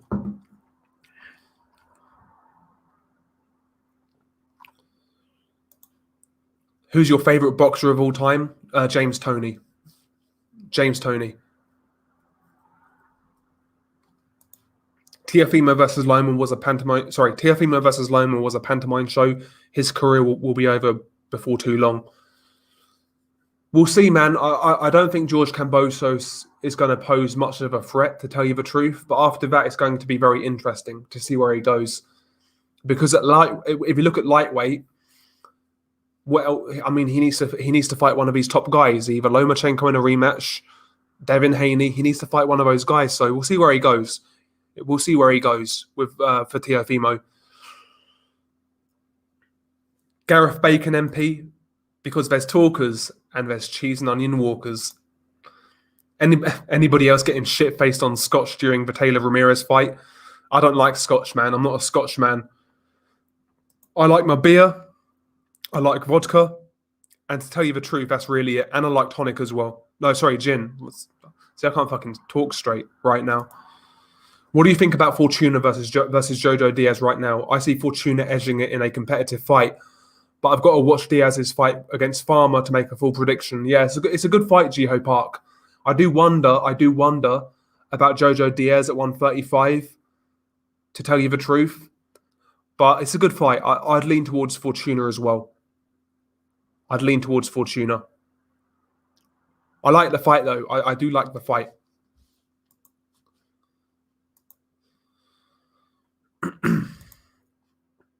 Yeah, and if you could smash the like, guys, it'd be much appreciated. Joshua Usyk's a 50-50 fight. I think it's a hard fight to call. Fucking hell, I can hear myself in the background. Jesus. Bring back Big David Price for Joyce, laugh out loud. I'd watch it. Usyk's a 2-1 underdog versus Joshua at the bookies. Yeah, that's about right to me. That's about right.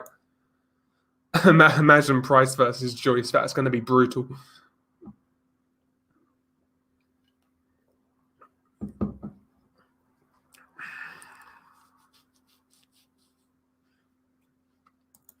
Yeah, I've seen it, EJ20. I've seen it, but basically, from what I understand, that only relates to amateur competition, not professional. That's what I understand anyway. Adir Pennant, Andy Ruiz versus Carlos Takam would be an interesting fight. Yeah, I'd watch it, but I think Carlos these days is well past his best. Having said that, I said the same for Chris Arreola, and we saw what happened there. That was a competitive fight. So maybe that could be a good fight. Jonathan Banks said something very true. It's only a money division if the top guys fight each other. Yeah, he's right. He's right. Who is Dillian White going to fight next? I didn't hear him. Sorry. Didn't he call out Chris Arreola after the Ruiz loss? He did, yeah.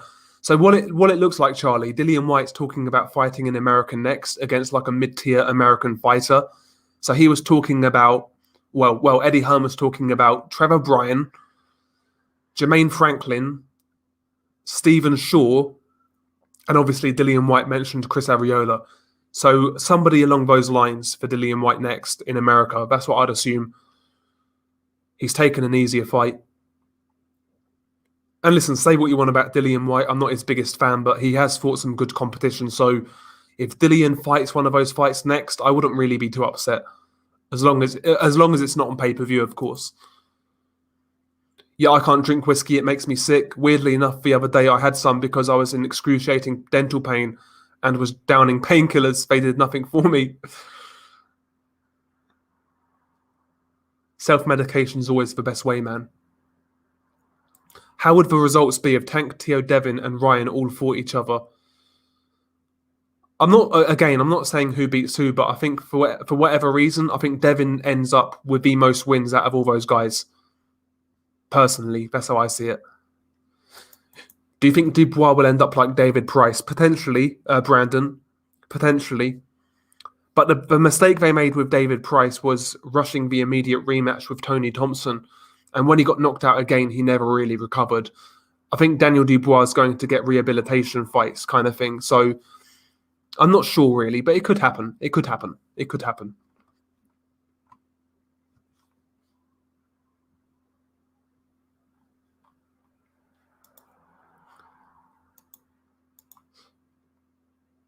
Yeah, pretty fun to see Joshua in this way, how he reacts. Normally he's pretty silenced. Yeah, he was going in on Tyson Fury on Twitter. Called him a fraud and a coward or something like that. Have you got in the Taylor Ramirez fight? I think Top Rank would like to have Ramirez win so they can have a big pay-per-view versus Lopez. So they'll sell it to the Mexican fight fans. Yeah, I think Taylor wins a real close fight, competitive fight on points. But I see what you're saying. Yeah, he is E-Machines. He is.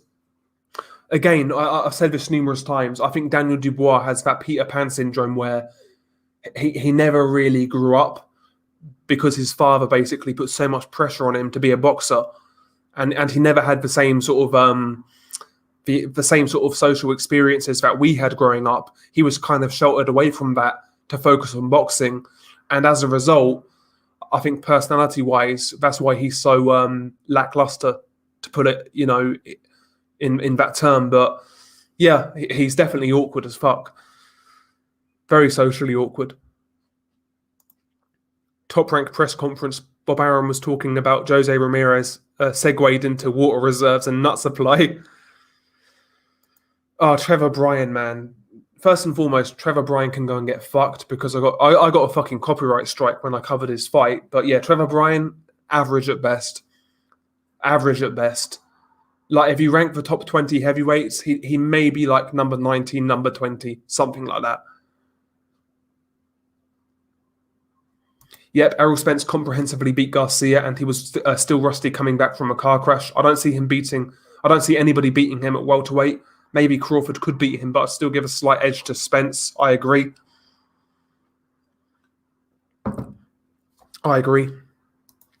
Arum's talking up Crawford versus Taylor if he gets through Ramirez at 147. Looks like a step too far for Josh. I would agree right now, J-Dev.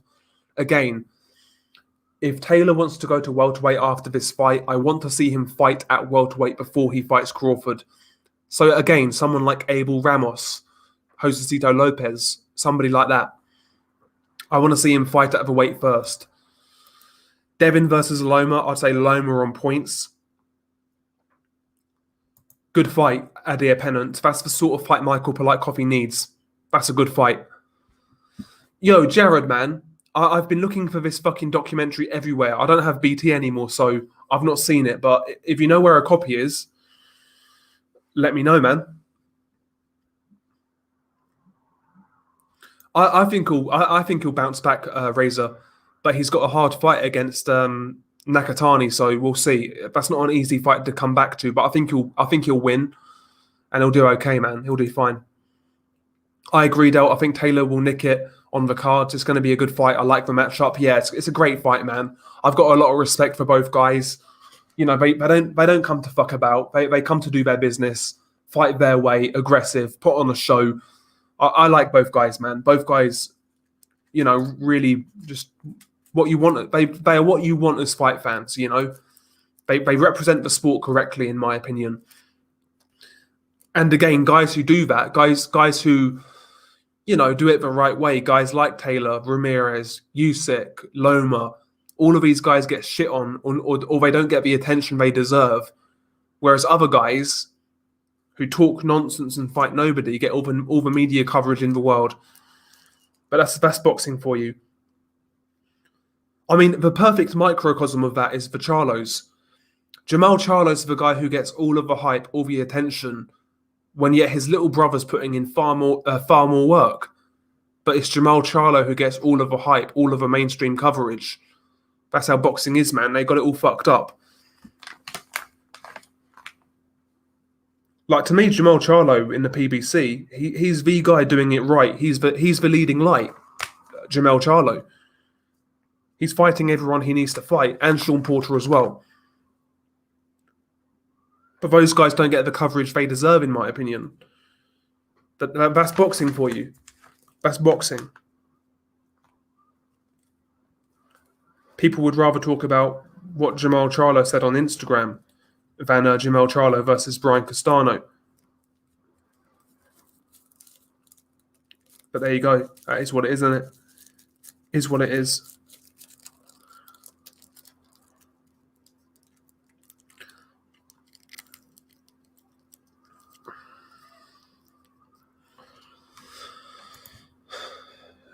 Do you think the Wilder Fury fight could be career ending for the loser? Definitely for Wilder. If Wilder were to get beat up again, then where does he really go? Honestly, where does he really go? Definitely for Wilder, but and as for Fury, man, Fury's a fucking head case. So if he gets knocked out, who knows, man? Who knows? Yeah, potentially, Charlie. Potentially. I agree. Yeah, I agree, Lamb Chop. Crawford's too soon for Taylor. I totally agree. Hard to say, Reza. I need to see Shakur against top 130 pounders before we get to that. So I'd like to see Shakur fight Jamel Herring and then Oscar Valdez. Yeah, Ramirez is a much better fighter than Crawford. If Taylor beats him, then Crawford, in my opinion, is easy work. Damn. I don't think so, man. I think it's a hard fight. Hard fight.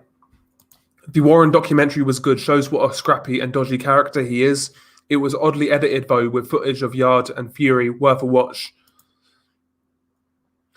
What do you think about Danny Garcia wanting to move to 154? I really don't think he's got a future there, to be honest. I doubt he even makes it to fringe world level. Sergio Garcia schools him. I agree. I don't think Danny belongs at 154. 147's his limit. Del, who do you think politics favours in a close fight on the cards? I would say Ramirez. Mark. I would say Ramirez because, like we've said, Ramirez is the ticket seller. I mean, when he fights in Fresno, he sells like 18,000 tickets. He draws a lot of numbers. He's been with Bob for a long, long time, for years now. So, and he's a couple of years younger as well. So let's say it's a close fight. Let's say most people think Josh Taylor wins 7-5. I wouldn't be shocked if Ramirez gets it. I really wouldn't.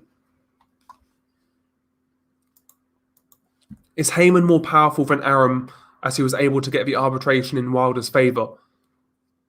It's hard to say, really. It's hard to say, but yeah, he's definitely the top 3 most powerful guys in boxing, Al Heyman. No doubt about it. No doubt. But it's hard to measure, really. It's hard to measure promoters and managers' power against each other, but he's definitely one of the elite guys. Yeah, all Crawford does is talk and then fight bums and shit fighters. He's not top 10 pound for pound, in my opinion. Yeah, a lot of people are feeling that way. Even guys who like Terence Crawford, I've noticed a lot of these guys getting very frustrated with Crawford's career.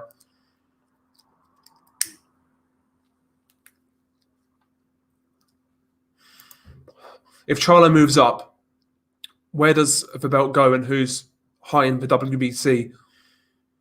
Tell you the truth, Jared Thompson, I'm not really sure. To tell you the truth, I'm not really sure. I think Munguia might be highly ranked, but I'm not sure on that. Reza says Herring's a bad style matchup for Shakur. I think Shakur outboxes him. It's a good fight, though. Can anybody at 160 and 168 beat Canelo? What about 175? At 160 and 168, I would favour Canelo to beat everybody, but I think Benavidez could give him a hard fight. 175, I would favour Beterbiev, and I think Bivol would have a good chance. Yeah, Danny Garcia is too small for 147. At 154, he'll look like a 12-year-old. Yeah, I agree. It depends what weight, Tintin. Depends what weight. 135, I'd probably take Duran, to tell you the truth. But like at welterweight, I'd probably take Pacquiao. Hard one, though. It's a hard one. Yeah, if Ramirez loses, it will not hurt his sales. I think they'll look to build Taylor up. You might be right. That's what I'm thinking, the Quags. If it's like a straight fight with no rehydration clause, no catch weights or anything like that, I've got Beterbiev beating Canelo. Eventually, size matters. Eventually.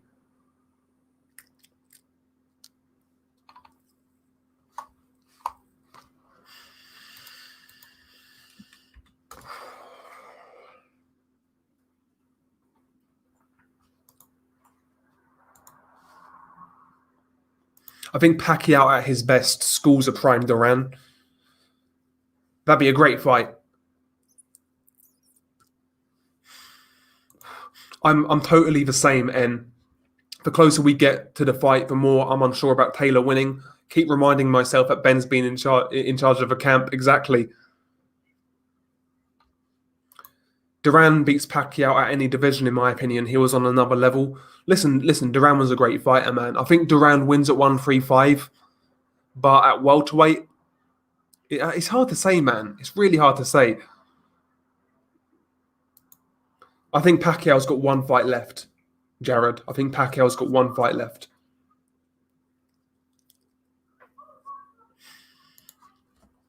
Yeah, MTK and Daniel Kinahan basically are the UK Al Heyman, essentially. Big management company, dodgy practices in the background. They are basically the UK Al Heyman, Kinahan and MTK.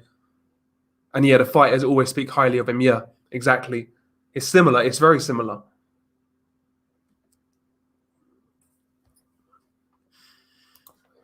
Let's be honest, if Taylor Ramirez is even remotely close, Ramirez is getting the decision. Taylor has no marketability in America, and the UK is still in lockdown. Robbery inbound, in my opinion. Again, Nordic, I wouldn't be shocked. E-Machines thinks Joe Smith beats Canelo at 175. Do you know what? I actually think Joe Smith is one of the light heavyweights Canelo could in a legit fashion beat. I think he could beat Joe Smith. No, Daniel Kinahan's from, I think he's from Southern Ireland. I'm pretty sure.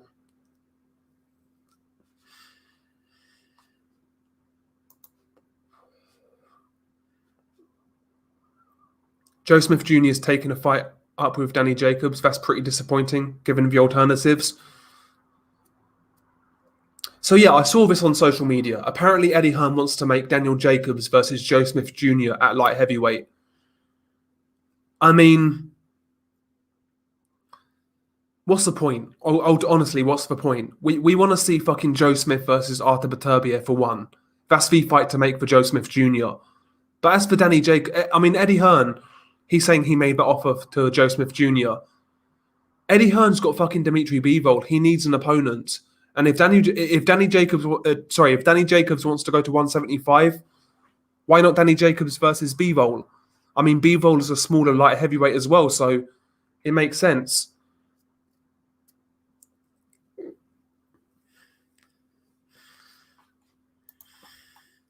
Bentlegs Coogan, what a name. I'd love to know who that is.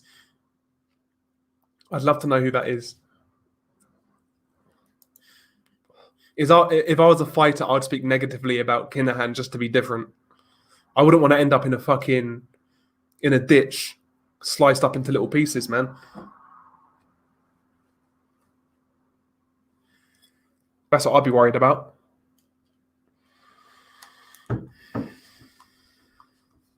Oh, Muhammad Ali on points. Eddie a pennant. Beterbiev will beat Joe Smith Jr. inside 5 rounds. Smith is too crude, I agree. And like somebody said earlier, Smith's taken a lot of punishment recently as well. He took quite a lot of shots in that Maxim Vlasov fight. Actually got hurt a couple of times as well. So I think Beterbiev gets to him. I think he'll collapse the pocket and really do a number on him, to tell you the truth.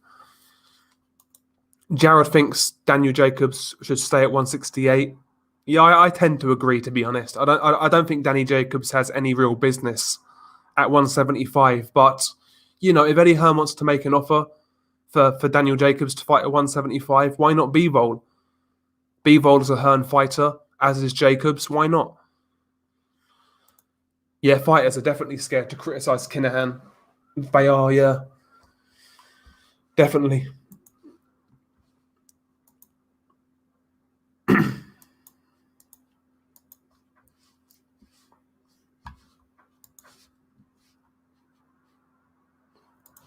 Floyd 135 versus 135 Duran. Again, I'm going to go Duran, J9898.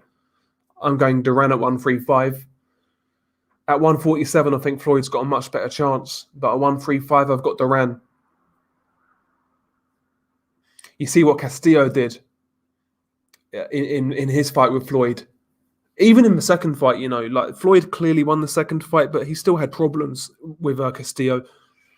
I think Duran's pressure game at 135 is just too much. How quickly he cut the ring off, man. I don't think he'd give Floyd a chance to breathe. I'm siding with Ramirez on points. Ben Davison's a fraud, and Taylor might have overstayed his welcome at 140. Yeah, man. That's another thing. Like Taylor obviously does a lot to make weight. There's no doubt about it. But Ramirez himself's a big dude as well. So I don't think the weight cut is easy for either guy at this point at 140. I'm not sure about Mosley, Quags. I'm not sure about Mosley at 135. That would have been a great fight, though. Mosley versus Floyd at 135 would have been a great fight.